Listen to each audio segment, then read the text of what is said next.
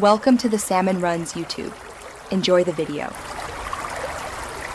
You start by revealing structure so you can act precisely. Open Print Layout or Draft View and enable Show/Hide Paragraph to display manual page and section breaks.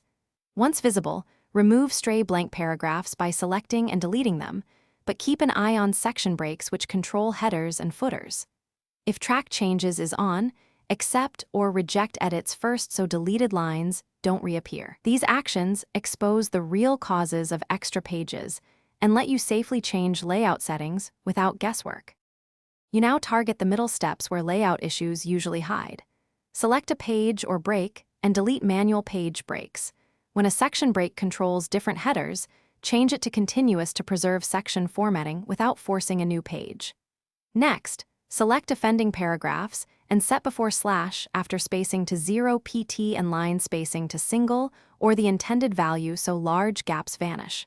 Finally, inspect headers and footers, reduce their height, or unlink them between sections if they push content to a new page. You finish by validating changes and preparing for the occasional stubborn page. Open the navigation pane to scan thumbnails and delete empty pages directly. If content still spills, slightly reduce font size or margins, 1 point or 0. 1 can recover a page, then recheck spacing and breaks. When a blank page persists, show hidden objects and inspect for anchored tables or frames at the end of the document, move or delete them. If nothing works, save. Close and reopen Word to clear display glitches before repeating the targeted fix. Thanks for watching. Consider subscribing if we helped you.